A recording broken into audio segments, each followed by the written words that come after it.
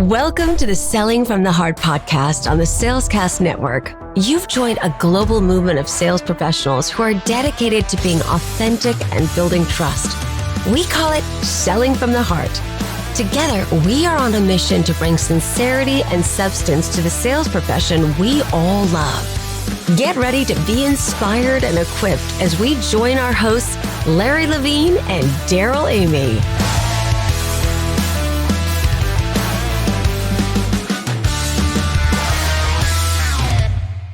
Welcome back to the Selling from the Heart podcast. Your co-host, Daryl Amy, here today with Larry Levine. What's going on, Larry?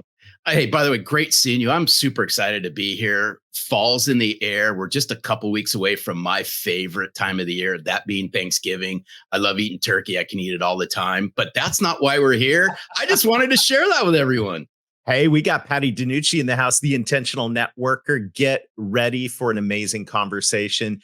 And Larry, I'm so thankful. We get to have amazing conversations all the time, especially on Fridays when the Insiders Group gets together. It is the best way to put a bow on the week and head into the weekend with a great mindset. I absolutely love what's going on in the Insiders Group. And what I really love about it, Daryl, is the community. And, people get together and the transformation that happens and the friendship and the kinship's just been amazing. I did want to give a special shout out to Peach Cobbler Lady, and you know who you are, and that's Michelle Owens. We love you. You bring so much to the group. But by the way, if you're Peach Cobbler fans, reach out to Michelle Owens. She makes a mean peach cobbler. Yeah, I got to say, I will second that. And don't doubt, with all this sales strategies, tactics, and approaches, Peach Cobbler may be the most effective. So shout out to you, Michelle. It's a great door opener, let me tell you. Yeah, and if you want to get to know fellow like-guarded sales professionals who are committed to being genuine, being authentic, building trust, all the things we talk about here at Selling from the Heart, come join us. The Insiders Group, sellingfromtheheart.net/free-pass. Links in the show notes, and you can come join us. Take a test drive. Come hang out. I think you're going to agree that this is an incredible boost to your sales, not only effectiveness, but also just your attitude. Speaking of a boost to your attitude, you're about to get a great boost today. We've got the pleasure of hosting a true maestro of meaningful connections, Patti DeNucci. With her philosophy centered on intentional and authentic networking, she has enlightened countless professionals through her critically acclaimed book, The Intentional Networker. And beyond the pages of this great book, she's transformed the art of making valuable connections into an approachable science for individuals and organizations alike. So from her insightful blog to tailored workshops, Patti champions the notion that genuine relationships are the cornerstone of professional success. If you've ever wondered how to navigate the networking landscape with grace, intention, and authenticity, you are in for a treat today. Patti, welcome to Selling from the Heart. It's great to have you here. Thanks, you guys. Oh, so fired up. Oh, I am. I mean, you're a kindred spirit. Yeah, absolutely. I don't know, where have we all been all our lives? I don't know, but we're here now, and that's all that matters. And I'm so excited about this conversation about being intentional about networking. And as we get started, I want to ask you the question that every guest on the Selling from the Heart podcast answers. And that is, Patti, what does it mean to you to sell from the heart? Wow, that's a great question. That's a really great question. That's a good networking question, I think. It is, yes. It is. It goes right to the heart of things. Yes. There you go. I absolutely. It's about selling one conversation at a time and being your true self, really coming from a place of authenticity, even a little vulnerability, and realizing that it's just a conversation. It's a conversation. How can I help you? How can I help you? And then shutting up and listening so they can tell you what they need. I have a really good friend who's a real estate agent, and she just said her whole thing is asking questions and then listening. And that makes her a superstar in her field. Oh, hey, Patti, thanks for sharing it. And I'm glad you brought up one word that's near and dear to us in Selling from the Heart, and that's conversations. Mm-hmm. And I always said, nothing happens until you can open the conversation, but it's how you open the conversation that matters. Yes, yes. You can't sound predatory or mercenary or pushy. I'm trying to be better about when people ring my doorbell and they're trying to sell me windows. I work at home. I'm trying to be, God bless, some of these are college kids, and I try to be the nice person that says, I just don't need that right now. I appreciate you being here, but that's not anything I want. And I think there's two sides to that. So being a human being, can we all just be human beings and not, little robot people that are out to get a quota? The quota thing just drives me nuts. So here's what's interesting on this. Patti, I got a warped sense, but you just got to roll with this. It's so interesting that we talk about can't we just be human beings? Yeah. Human beings. So what happened? I think we start putting on a different persona. Yeah. It happens at networking events too, where suddenly people show up as networking people and it's awkward. and what they don't realize is probably one of the reasons why it's awkward is because of you. Because of how you show up. I think we expect somebody's fairy godmother to come and instantly connect us to the right person and get the dazzling conversation going. And, I've been teaching people, especially since my new book came out, that I learned that we are responsible for the quality of our conversations and how we show up. What an epiphany, right? If you don't like the conversation, either leave it or change it. Through a question, through some sort of interest in the other person, throwing out a question that's a little bit of a zinger and is unexpected, showing a little bit of delightful, true interest in the other person. Well, I'm so intrigued. This is fantastic. And I'm so intrigued by the title of your book, The Intentional Networker. That title is so loaded with just so much meaning. Unpack the vision behind the book, and where did you see the gap in the sales profession that led you to do the hard work of putting this guide together? Well, the Intentional Networker was my empty nest project. My only son was getting ready to graduate, and it's like, well, I need a project so I don't fall apart. And I'm an ambivert. I'm part introvert, part extrovert. And a lot of people haven't heard that term, ambivert. It means you're a little of both. And so at any given moment, I have to stop and go, which Patti is showing up right now? What does introverted Patti need right now? What does extroverted Patti need right now? So that's part of it. But I started my own business back in the 1900s, which we won't talk about exactly what year that was, but I built my business through relationships. And I learned that from my dad and my grandfather, who were Chevrolet dealers in a little town just south of the Canadian border by about 50 miles in Minnesota, a little town called Chisholm. And I just grew up in this environment of relationships to build a business. And so, here I am in my business, and I keep getting asked to coffee so people can pick my brain, which is one of my least favorite phrases, about how are you able to get so much business? And then I was asked to speak at local associations and networking meetings about networking. And, you can only do that for so long before your business suffers. And so I decided to write the book about what kind of success techniques do I actually use and what do I believe in? And interestingly, I feel like the title, The Intentional Networker, came to me. This is a funny story. It came to me on a day when the power was out. And I had thankfully just made a cup of coffee before that happened. And I had lit a candle and I was sitting at the kitchen table. And it's like, okay, this is about networking. But what kind of networking? And the word intentional came up, which people throw around all the time now. But, it's about being more purposeful, being authentic.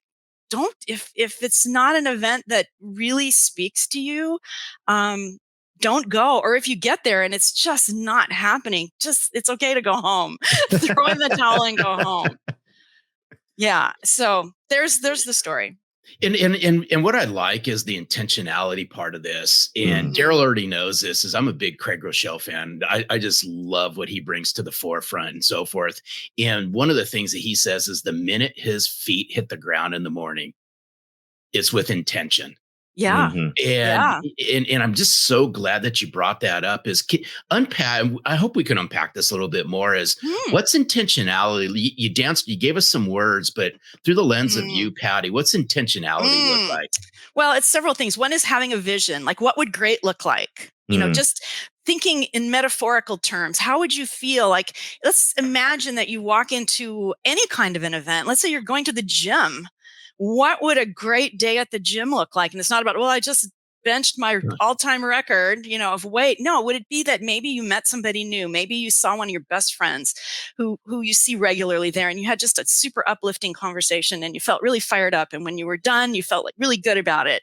What does success look like? And I tell people, think about that first, because that programs your brain on what will great look like. And if it's not great, how can I fix it? Or maybe I should be somewhere else. So vision's really important. And then, people think about, their mission, their objectives, their goals, their quotas, all these things being very purposeful, being very measurable. That's totally fine to have that once you have your vision in place. And then what's your intention? How are you going to show up, and what are you going to do that's in alignment with your vision and your mission and all those things? How are you going to show up? That was the piece that I felt like was missing. When I was out networking, people would say, well, I'm all about blah, blah, blah, blah. And then they weren't really acting that way. I'd look them up on LinkedIn, or I'd look them up in some other way. And it's like, this person they're just showing up as an artificial person with artificial goals and artificial, an artificial, I don't know, brand, and they're not showing up that way. Interestingly, there are professional speakers that are like that. And I love my industry very, very much, but I know plenty of speakers that get up on stage and they're one person, and they talk about being a good leader and being a good person. And they get off the stage and they yell at the AV guy. What in the world? So, it's about who you truly are and what you truly do to back that up. Yeah. Yeah, we talk so much here at Selling from the Heart about congruence. And I think congruence is so important. And I've told my story many times, Patti, on the show, where I got my first job in sales. They said, this is what you wear. Casual Friday, instead of wearing a white shirt and tie and suit, you can wear a blue shirt with your tie and suit. This is what you say. This was the corporate robot that I think so many of us, maybe early on in sales, when we were trying to lean into some scripts and something to just get some traction, I think a lot of salespeople got stuck in being, the salesperson from 8 to 5, and very, very uncongruent with who they are in the rest of their lives. And it's exhausting. Yeah, it is. It's really exhausting. Yeah. I mean, at my age, I'm finally learning how to really, really, really be me without any apologies. I mean, I'm goofy, I'm funny, I'm a little out there. People ask me, what was my process for my books? It's like, there's no process. I wrote what was on my heart. I got a good editor to clean it up and organize it. And, everything does not have to have a process, but everything needs to have a foundational vision and, purpose. And then once you have all that lined up, then let things go. Let things go.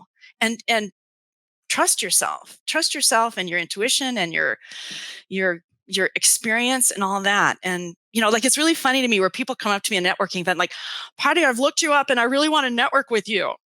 It's like a computer something, right? It's literally like a robot. It's so funny. Yeah, and it's funny you say that, because I'm noticing that some of the engagement on some of the social media, like LinkedIn in particular, which is very useful and I like it a lot, but I'm getting people replying to some of my things that sound like somebody's very nerdy 8-year-old brother wrote it. Right. And it's like, that's not what you would say. I know you, and that's not what you would say. You would be a little warmer, a little funnier, a little more sarcastic. And I think I love the idea of how AI is going to make our lives easier, but I also feel like it's a way of people being present when they're not really present.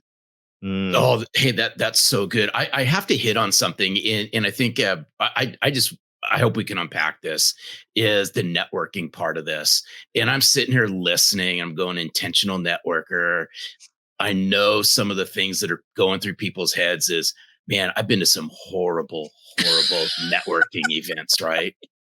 And if you could just walk us through, when it comes to intentional networking, and it comes to really bringing your best self forward, What could salespeople do out there when it comes to being more intentional, when it comes to networking, really changing the narrative behind this? Because Yeah. I think networking, Patty, and I think you'll agree, gets a negative connotation because everyone goes, I've been to horrible networking events.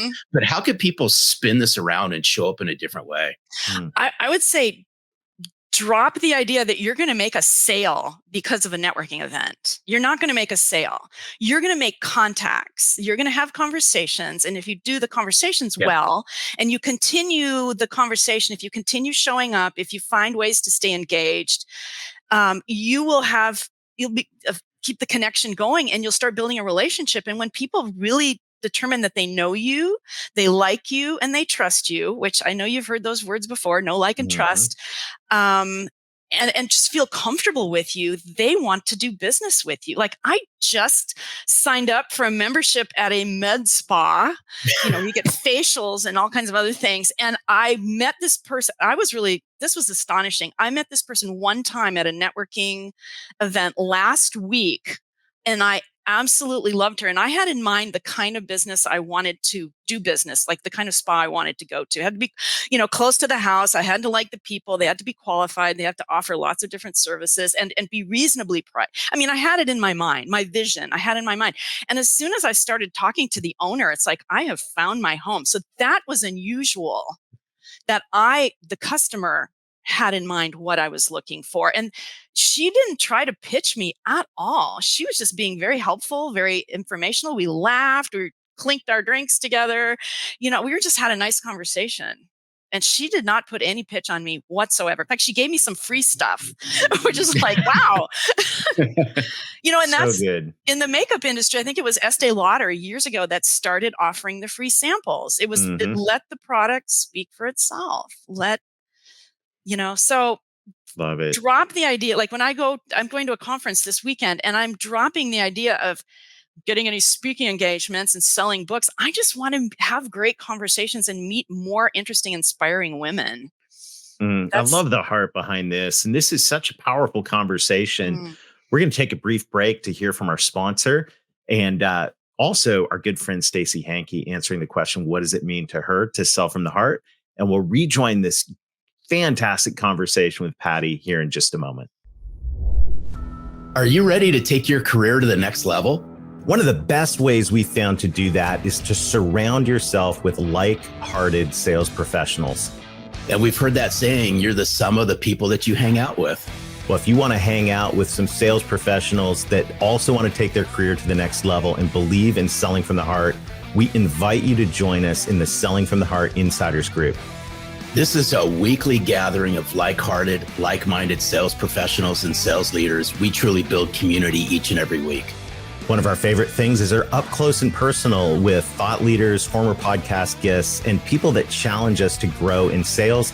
We would like you to join us for our next up close and personal. Just go to sellingfromtheheart.net/free-pass. That's sellingfromtheheart.net/free-pass. And we look forward to seeing you in the Selling from the Heart Insiders Group.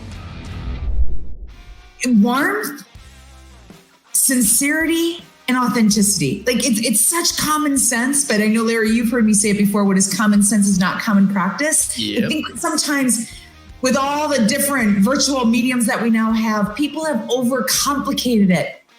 We just need to take a step back and go back to the basics, which is so hard to do. And that's that communicating with empathy, selling with empathy. That's so good. Oh, so good. Yeah. And just right into this, like bringing empathy into networking. And we're talking about here with Patti about intentional networking. And Patti, when we've been talking about networking events, I've been thinking about the, warm drinks and kind of stale hors d'oeuvres and some of these things I've been to. Terrible Chardonnay. Yeah, exactly. How can we move intentional networking beyond networking events into our lifestyle itself? Oh, I just think networking happens everywhere. It's just connecting. I mean, I will tell you, a few years back, I was on a distance cycling team, which still surprises me to this day. But I was going down the road when one of my teammates came up next to me, and I didn't even know where she worked. She worked for Hewlett Packard. And she came up to me and she said, "Hey, do you have any time during the rest of the year? We have budget money we have to burn. And, would you come and do a program for our Houston people?" And it's like, we're on a bike here. And I'm in like the sweatiest condition I've ever, I mean, things happen everywhere. And I think we have to be open to it. And we have to just be our true selves and our friendliest selves whenever we can. I think that's a huge thing right now is pay attention to how much work people put into not acknowledging their fellow humans. Like people who literally avert their eyes or look down or strap on the big old earbuds or the earbuds and the earphones and just pretend that other people don't exist. And that just makes me so sad. So just acknowledge that you can have a meaningful connection almost anywhere.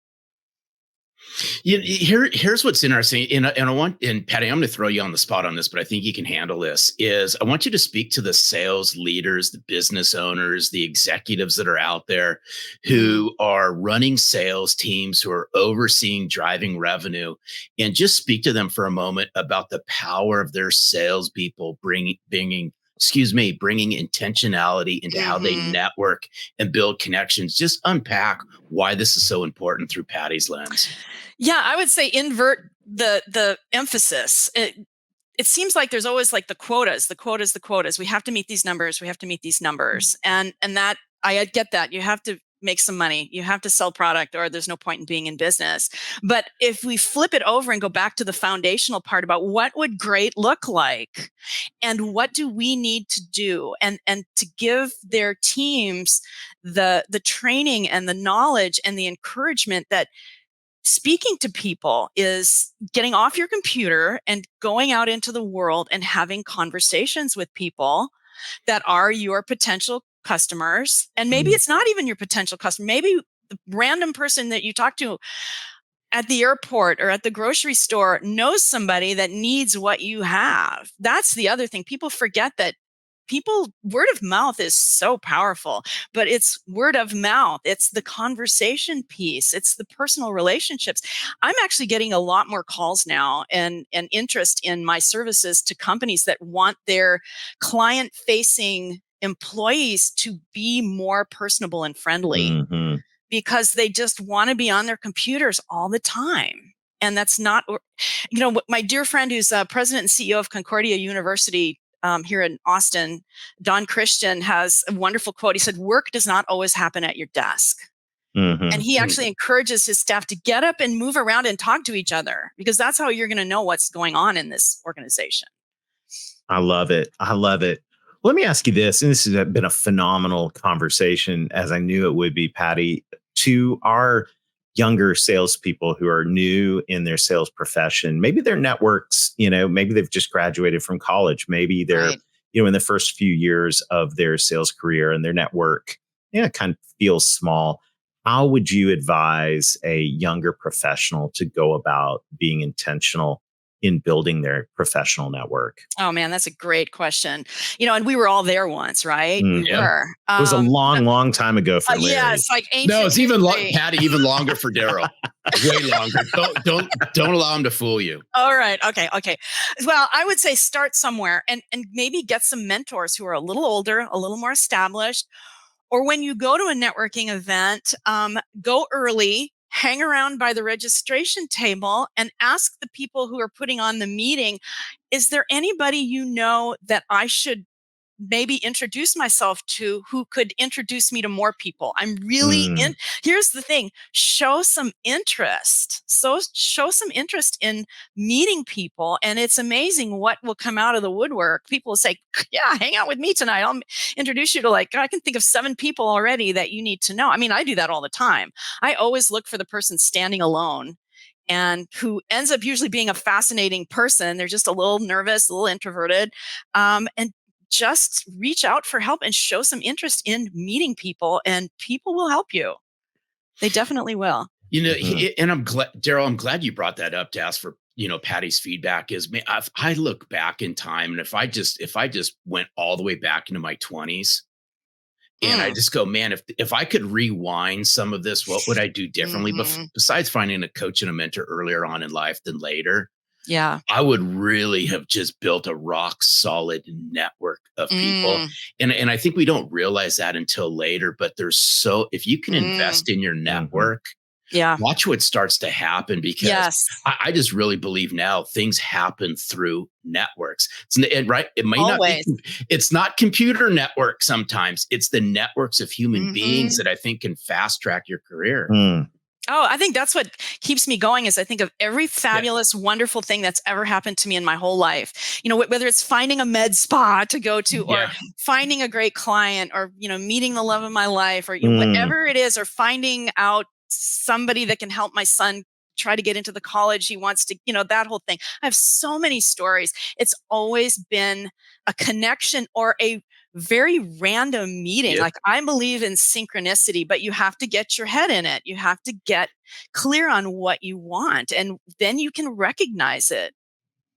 Yeah, this is great. You know, one of the things I'm realizing, I'm sitting here. So this is from a event I went to last week, and it used to be, yeah, exactly right. It used to be, you know, I thought of networking events, business networking events as, you know, those types of things. What I've discovered now is I want to know what conferences are my ideal clients going to. And so I went, you know, I attended a conference. It's my second year at this conference called the Hope Summit. And it has the heart-centered entrepreneurs there. And, love it. And so, yeah, so I look like Luke, private equity company. David runs an incredible organization in Chicago. Courtney runs a foundation in, I just go through, like, I would never meet these people in, you know, and all of this has come from going, not necessarily, this wasn't a networking event. And this wasn't a networking event per se. This was a conference with something that I thought was interesting. That I knew my ideal clients would also find interesting. And I went, and guess what? I met a ton of people and I learned a lot along the way. Did I have to pitch in a little budget to go to that conference? Absolutely. Was it worth 10 times that just from the relationships that came out of it? Probably 100 times what I spent, right? I mean, I can tell when I come home from a speaking engagement, if it's been at a conference, I can tell, was this a group that was fired up and really wanted to meet each other? And I really pulled a lot of energy from, like, we had a good energy exchange. And sometimes the answer is, I love these people. Please invite me back. And other times it's like, no. I'm exhausted from trying to keep things going in the room, making sure you can just feel it. But if you're with your right people, and you know, that's a great question that one of my friends and mentors, Elizabeth Marshall up in Dallas, she works with authors and speakers and all that. And she said, who are your right people? That's right. And it's not about being exclusive and not, you know, being snobbish or anything like that. It's about finding where you belong, finding where does your heart, you know, we talk about our heart. Where does your heart feel good? Where does it feel good? Like, I have this little trick. If I've attended something or gone to coffee or dinner with somebody, I put a little plus for, yes, that was awesome. A 0 for like, it was okay. Or a minus for like, never again, never again. I start paying attention to those patterns. What starts to drain you or continuously drains you is something you should just avoid. That's not for you. Find your people and find out where they hang out. And this, I just want to encourage everyone listening in. You go, well, Daryl, I don't have a budget for, you know, a conference and plane ticket and hotel rooms. Well, guess what? Make a budget for it. You know, absolutely. Invest in your network and go find where your people are hanging out and be there. As our good friend and coach, Dave Sanderson, says all the time, proximity is power. Proximity plus is you're power. going to learn things. That's right. When you're around other lifelong learners, that's the other thing. When you're around the lifelong learners, you're going to be around people that are interesting and fun. People tell us all the time when my boyfriend Mark and I go traveling, we come back, we met the winemaker who makes all that. We sat right next to so-and-so and and they go, how do you do that? And it's like, he's learned it from me. Yeah. We just said hi. We are great. Right. Just said hi. We asked a question. We made a funny comment, and you know, bought them a drink. Hey, you know what's so funny is I'm sitting here. I love networking. I love going to events and all that. My wife hates going to networking events and any type of event with me because all of a sudden she goes, "You forget that I'm even there," because I just start making the beat right, and it's a I don't know, maybe it's a negative, but it's like put me in a room and Daryl's seen it. I just love shaking hands, having conversations, and getting to know people because you just never know. Yes. You just never know when one conversation can change the course of your life. That is absolutely true. That's and I put great hope in that, and I think that's what really keeps me. Even introverted Patty can get on that train. Like, hey, let's do this in the most efficient way possible so that I can last longer. Yeah, exactly. That's right. Patty, what a fantastic conversation. I know everyone listening in is going, how do I get more Patti DeNucci in my life? Oh, yes. Well, they can, if you go to my website, which is intentionalnetworker.com, there's a couple of things that will happen. One, a pop-up will come up. And I will just say for the record, I don't like pop-ups per se, because I think they're just annoying, but this one allows you to plug in your name and address. It's different. This one's different. It'll give you access to, and I don't even know what the process is anymore because I don't do that part of my business, but you'll have at some point access to 4 great resources. One is a new chapters out of both books, The Intentional Networker and More Than Just Talk. Another one is, this is going to sound really boring and dorky, but it's the appendix out of More Than Just Talk. And it's hang on, I know it's appendix. How dorky is that? It is a pretty long list of conversation starting questions by setting. And not that it's some questions like things you could ask at a wedding. I'm sure you could ask it somewhere else, but we have them organized. And that's, it's not about what are we going to say? What are we going to say? No, it's what are you going to ask? Yes. What are you going to ask that gets things rolling? And then the fourth thing is an intention setting worksheet that if you're getting ready to go to a conference or an event, or you just want to figure out, why do I network at all? Download that, print it out, and use it as your little guide, your prompt to get your head and your heart together, so that when you show up, things are more, I'm not going to say they're totally effortless, but they're easier. They're easier. You will recognize what's like, this is not my person. I'm going to make a gracious exit, say, nice meeting you. I have to go refill my drink, or whatever it is you need to do.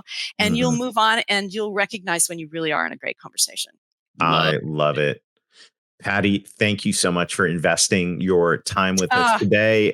You're a true kindred spirit of selling from the heart. Yes. You guys are plus on the Okay, I was waiting for that. Okay, Patti, I was waiting for that. Hopefully we're getting a plus. I don't think anybody's ever been a triple plus. So. Wow. That's okay.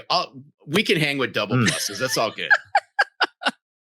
Patti, thank you so much. This has been a lot of fun. It sure has. Great to see you guys. Thanks, Patti. Wow, what an amazing conversation. And I'm so fired up about this. And Larry, you always talk about the fact that if you want a full sales funnel, you need a full relationship funnel. And what Patti coaches us on today, incredibly powerful.